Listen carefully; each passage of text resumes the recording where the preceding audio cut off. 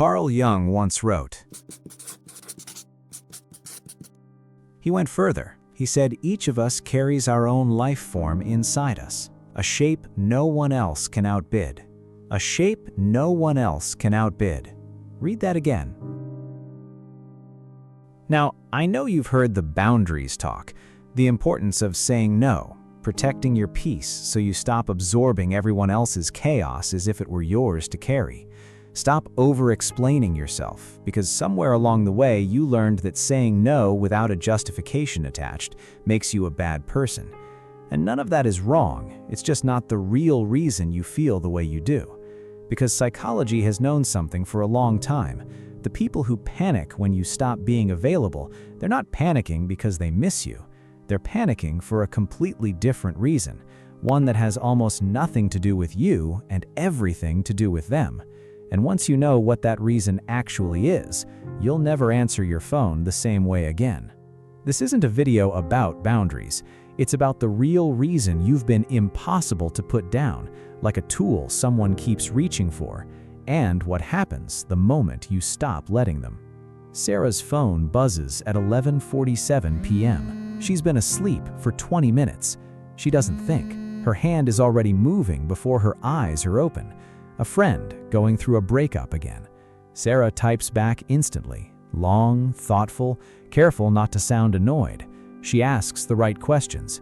She stays up until 1 a.m. In the morning, she's exhausted and she can't quite say why. She'll tell you she's just a bit of a now-owl.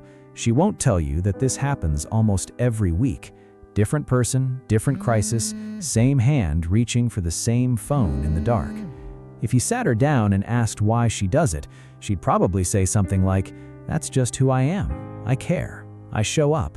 And she'd believe it completely, because by now, it doesn't feel like a choice anymore. It feels like her personality. Be honest for a second. You know someone who fits exactly like Sarah, and there's a real chance that someone is you. Not with the same name, not at 11:47, but somewhere in your week there's a version of this, a reflex you've stopped noticing because you've done it for so long.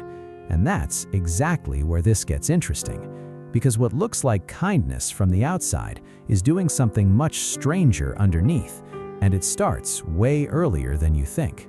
Here's where it actually starts. Not last year, not in your last relationship, earlier than that. Somewhere back when you were a kid, you noticed that things ran more smoothly when you stepped in.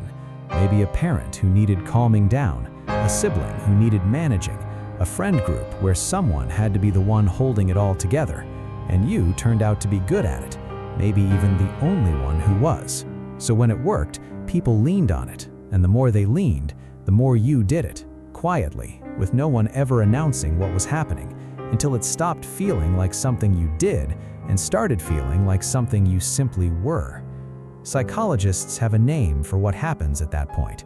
It's called role engulfment, when a role you perform often enough stops feeling like a behavior and starts feeling like an identity. The role doesn't sit on top of you anymore. It replaces the question of who you are underneath it.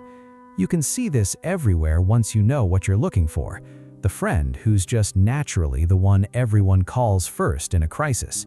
The employee staying 20 minutes late, finishing a coworker's report that was never theirs to finish, telling themselves it's just easier this way. The partner who's just is the calm one, the fixer, the one who never falls apart, because falling apart was never an option that got modeled for them. None of them chose this consciously. The role got handed to them early. It worked, and it never stopped. This matters because it changes the entire question. Not why am I like this, as if it's just your nature, fixed and unchangeable. Role engulfment means it was never your nature. It was a job you got handed before you were even old enough to understand the job description. And if it was handed to you, it can be handed back. That's the door this whole video walks through. Once the role is in place, something else starts running underneath it, all day, without you ever switching it on. It's not the replying that wears you out. It's not even the showing up. It's everything happening underneath those, the constant scan running in the back of your mind, a simulation, in real time, of what the other person might be thinking and how they'll feel depending on what you say next. Will this upset them? Will they think I don't care? Will this make things worse? You're not just responding to people, you're pre-living their reaction before you've even given them anything to react to. Psychologists call this self-monitoring, and the cost of it isn't emotional, it's cognitive. Your mind has a limited amount of working memory it can use at any moment, and self-monitoring eats into that capacity constantly, like a tab running in the background that never closes. That's why you can spend an entire day doing what looks like nothing, no big tasks, no real crises, and still end the day completely drained. You weren't tired from what you did, you were tired from what you were tracking. You felt this, the conversation where you weren't actually listening because you were too busy calculating how to respond. The group chat you reread 3 times before sending one message. The meeting where you agreed to something you didn't actually want because disagreeing required a calculation you didn't have the energy left to run. None of that looks like exhaustion from the outside. It just looks like you being agreeable, being easy to work with, being fine. This matters because it explains the part that never made sense before, why rest never actually fixes it. You can sleep 8 hours, take the weekend off, do nothing at all, and still wake up tired in the exact same way. That's because the tank that's empty isn't your body's. It's the part of your mind that's been on shift, unpaid since the role started. And no amount of physical rest pays a cognitive tax. You've been paying this tax for years without knowing its name. So what happens the one time you finally stop? The moment you actually stop answering instantly, stop absorbing, stop being the one who's always there, something happens that looks like missing you, but isn't. People don't just get a little disappointed. Some of them panic. They escalate. They get angry in a way that feels completely out of proportion to what you actually did, which was nothing. You just stopped doing something extra. Psychologists have a word for what's actually happening underneath that panic. It's called projection, when someone unconsciously assigns you a role in a story that has nothing to do with you. The parent who never showed up, the partner who walked out, the friend who vanished exactly when it mattered. You became the stand-in for whoever was supposed to be there and wasn't. And as long as you kept playing that part, the old wound stayed quiet. The moment you stop, it isn't quiet anymore. This is why someone can react to your silence like you abandoned them, when all you did was not reply for 6 hours. It's why a coworker can take it personally when you stop covering for them, even though you were never obligated to in the first place. It's why a friend can call you selfish the first time you say no, when saying no has always been allowed. None of that reaction is about what you did today. It's about what someone else didn't get a long time before you ever showed up. This matters because it changes the entire shape of the guilt. You've probably read that panic as proof you did something wrong, proof you hurt someone, let someone down, broke some unspoken rule. But the part nobody tells you is that knowing this doesn't make the panic easier to sit through. Understanding where it comes from and surviving the moment it happens to you are 2 very different things. So let's not pretend this part is easy, because it isn't. Knowing that someone's panic is about their own unfinished story doesn't make it hurt less when they call you selfish to your face. Understanding projection doesn't stop your chest from tightening when a friend goes quiet on you for a week because you finally said no. The insight helps you make sense of it. It does not numb you to it.